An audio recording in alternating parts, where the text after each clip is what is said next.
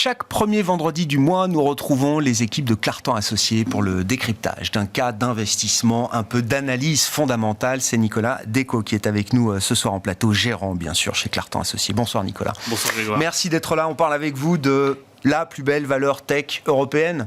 ASML, non mais on l'assume, il faut l'assumer, ASML, alors qui est un nom qui est rentré, j'allais dire, dans le domaine public, ou en tout cas dans le débat public depuis peut-être une paire d'années à peine. Les professionnels connaissent évidemment ASML, entreprise néerlandaise depuis plusieurs années, mais c'est vrai qu'on en parle, notamment au gré des tensions géopolitiques dans le secteur des semi-conducteurs, etc. On a compris que c'était une entreprise stratégique, cruciale, qui n'avait peut-être pas d'équivalent dans le monde aujourd'hui. Pour parler de ça, Nicolas, il faut quand même déjà peut-être rappeler ce que fait ASML. Pourquoi est-ce qu'ils ont une technologie et surtout une maîtrise de la technologie et du processus industriel sur leur technologie qui n'a pas d'équivalent dans le monde aujourd'hui ? Qu'est-ce qui fait la force et les barrières à l'entrée d'ASML ? Voilà, exactement. Donc, si vous prenez cet iPhone, par exemple, dans cet iPhone, la clé de l'iPhone, qui est tout petit, c'est un microprocesseur. Donc, sur le dernier iPhone, l'iPhone 14, c'est un A16, Apple l'a appelé comme ça, qu'ils ont designé en partenariat avec une compagnie qui s'appelle ARM, qui va bientôt être cotée au Nasdaq. Et ce microprocesseur, pour le fabriquer, en fait, il est fabriqué par une société qui est très connue aussi, qui s'appelle TSMC, à Taïwan.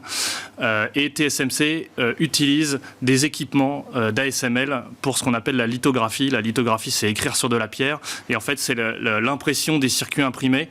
Les seuls qui sont capables de faire des machines pour imprimer des circuits imprimés à la taille nécessaire pour les dernières générations d'iPhone en particulier, mais ce serait pareil avec les dernières générations de Samsung, etc., c'est ASML. Alors, dans le marché de la lithographie, ils sont trois. Vous avez Canon, Nikon, les Japonais, et ASML. Et en fait, ASML a démarré dans les années 80. C'était une JV, une joint venture entre Philips, le conglomérat industriel néerlandais, et ASM. Puis au départ, en fait, dans les années 80, la lithographie, c'était un marché assez éclaté. Il y avait une petite dizaine d'acteurs. Assez vite, à la fin des années 90, ça s'est recentré vers trois acteurs, Canon, Nikon, ASML. Et au début des années 2000, ASML a sorti une machine qui s'appelait TwinScan. Et comme son nom l'indique, en fait, ça permet de scanner deux fois, de passer deux fois. Et ça leur a donné une avance sur Canon et Nikon dans ce qu'on appelle le DUV, le Deep Ultraviolet. Et à partir de la fin des années 2000, ils ont commencé à avoir une part de marché majoritaire, je dirais. Et puis dans les années 2010, là, ils ont introduit le EUV, Extreme Ultraviolet. Donc en fait, ça permet de faire des circuits imprimés encore plus petits. Et là, Canon et Nikon n'ont tout simplement pas réussi à les suivre. Ils ont essayé et ils ont abandonné. Ils ont décroché. Et donc du coup, ils sont tout seuls pour faire de l'IUV. Et l'IUV, c'est ce qui est absolument nécessaire pour faire des microprocesseurs d'une node. Oui, quand on dit plus petit, qu'est-ce que ça veut dire, Nicolas? Je sais que ça vous passionne. Donc, non, mais quand on dit plus petit aujourd'hui, qu'est-ce que ça veut dire? Qu'est-ce que ça veut dire? C'est la taille du circuit imprimé. Oui, non, mais j'ai bien compris, mais de quel type de taille on parle aujourd'hui? Là, un iPhone 14, on parle de 4 nanomètres. Alors ça, c'est la node. En fait, c'est un peu plus gros que ça, mais il y a 15 couches. Et donc, quand on normalise, c'est comme si le trait du crayon faisait 4 nanomètres. Vous voyez ce que ça fait, 4 nanomètres? Absolument pas. Donc, faut prendre un mètre. Non, mais diviser par 1000, encore par 1000. Là, on est au micromètre. Et encore par 1000, là, on est au nanomètre.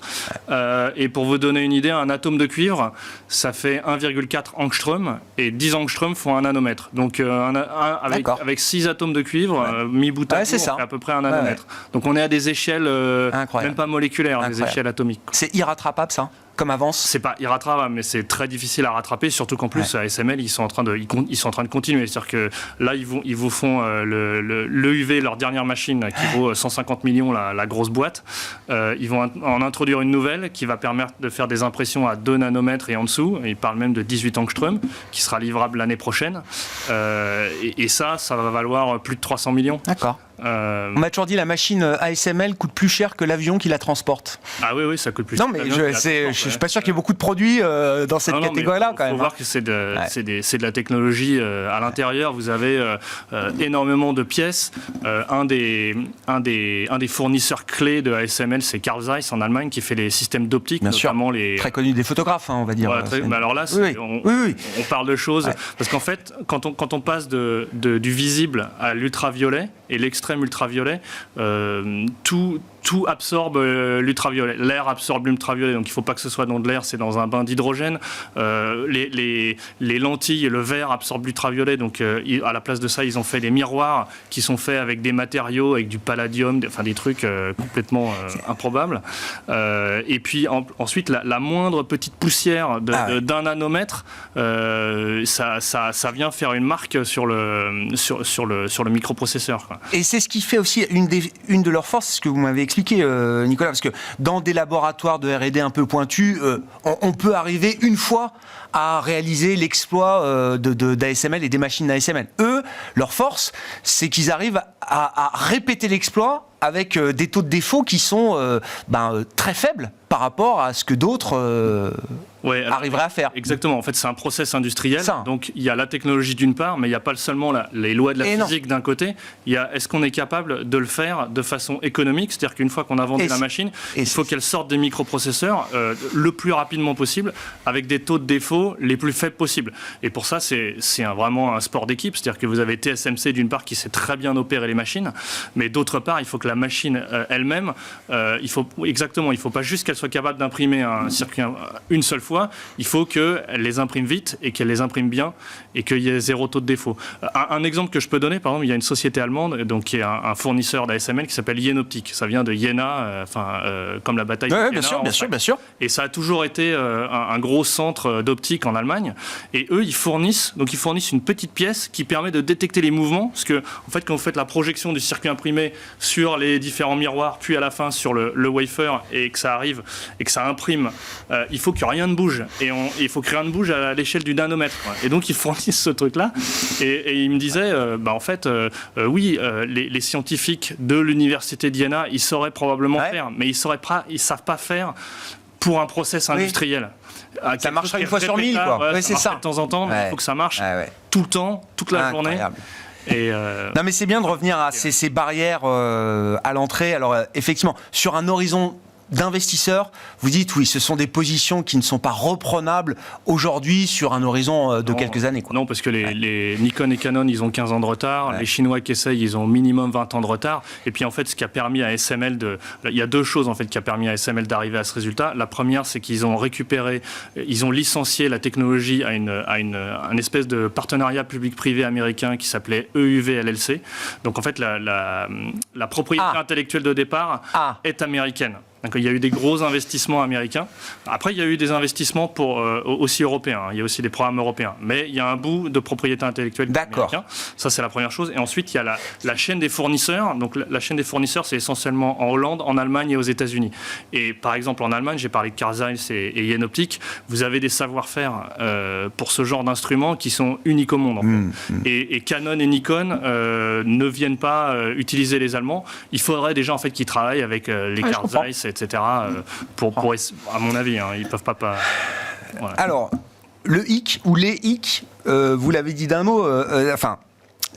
Pourquoi on parle d'ASML ces dernières années ? Parce qu'il y a cet affrontement stratégique Chine-États-Unis qui se développe alors sur des dimensions multiples, mais notamment sur la dimension de la technologie et particulièrement sur la dimension semi-conducteur. Et donc ASML, comme beaucoup d'acteurs occidentaux, est sous pression américaine très forte, avec, j'allais dire à la fin de la journée, l'obligation de choisir un peu son camp entre la Chine, le marché chinois et l'Occident et les États-Unis. En fait, ils n'ont pas le choix. Vu que c'est les Américains qui ont la propriété intellectuelle, c'est eux qui décident.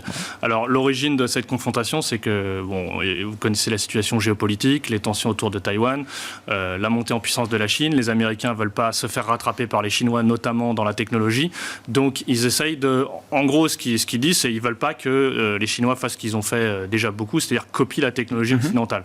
Donc, ils ont interdit la fourniture de tout équipement qui permet de produire des microprocesseurs en dessous de 16 nanomètres. D'accord. Donc tout ce qui est EUV de ASML, interdit de fourniture en Chine. Et ASML ne peut rien faire. Il n'y a même pas de débat, entre guillemets. Mais ça, c'est intégré. Ce que je veux dire, c'est une donnée qui est intégrée par le marché. Ça sera fait ailleurs dans le monde. C'est pas vraiment un problème. Après, la question, c'est est-ce que les Chinois vont arriver à rattraper ASML tout seuls ? On aura le temps de revenir, on en reparle. Ouais, sans doute. L'autre hic, c'est la question du cycle, parce que les semi-conducteurs, alors, malgré des méga tendances industrielles, automobiles, etc., qui permettent peut-être de lisser la cyclicité de ce secteur qui était très forte jusqu'à présent, ça reste quand même une industrie cyclique. Je comprends la position stratégique d'ASML, mais est-ce que c'est quand même un groupe qui subit les à-coups du cycle, et si oui, où est-ce qu'on en est du cycle des semi-conducteurs? On a les publications là, du premier trimestre des acteurs de la chaîne qui ont été révélés au marché. Qu'est-ce que ça nous dit, Nicolas? Alors la réponse courte, c'est oui. Ouais. Ça subit le cycle. Ouais. Alors je peux peut-être expliquer en 2 secondes pourquoi. Ouais. Parce que l'industrie du semi-conducteur, en général, est une industrie très cyclique. Déjà, la demande est parfois assez cyclique. Donc par exemple, avec le Covid, en sortant du Covid, tout le monde s'est mis à racheter un nouvel iPhone. Donc il y a eu un pic de demande qui après a chuté à partir à partir du moment où les gens sont revenus un peu à une vie normale. Ouais. La demande s'est renormalisée. Donc vous avez un pic de demande. Et de l'autre côté, vous avez des usines qui sont faites pour tourner en flux tendu. Donc une production qui ne s'ajuste pas avec des coûts d'opération qui sont très peu variables. Et donc elles sont faites pour tourner à plein régime tout le temps. Et donc en fait l'industriel ne tourne pas. Donc selon la demande, soit il y a des stocks qui augmentent, soit il y a des stocks qui baissent. Et vous avez ce cycle. Et en fait, c'est des mini-cycles, stockage, déstockage en permanence. Des mini-cycles de stockage, déstockage. Et donc là en fait on est au bout d'un cycle de déstockage qui a commencé il y a à peu près 18 mois. D'accord. Et alors, ce cycle, il se fait au niveau des fabricants de microprocesseurs. Donc, les gros fabricants, c'est TSMC, Samsung Electronics et Intel. Donc, eux, ils ont leur chiffre d'affaires qui fait une grosse sinusoïde. Et derrière, en fait, il s'avère que, normalement, ils ne devraient pas le faire, mais il s'avère qu'ils ajustent leurs investissements, leur fabrication de nouvelles usines en fonction de la conjoncture. Et donc, quand les prix sont bas, quand leur chiffre d'affaires est bas, en général, ils baissent leur CAPEX, c'est-à-dire leurs investissements.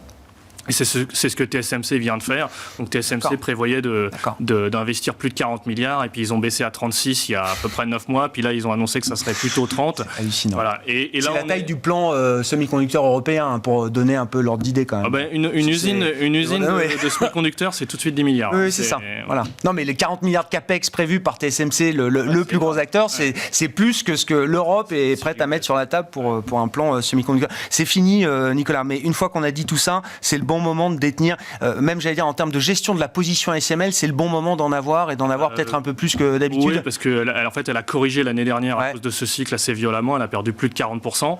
Là, elle a rebondi depuis ses plus bas, mais si le cycle repart, déjà, il y a énormément de croissance, donc on est quand même moins exposé que sur les autres titres de semi-conducteurs.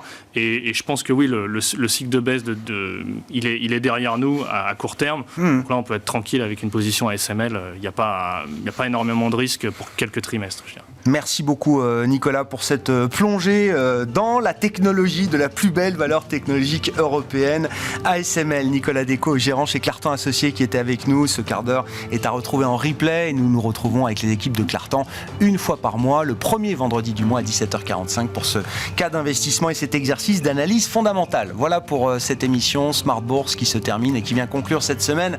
On se retrouve non pas lundi mais mardi à 12h30 en direct sur Bismart.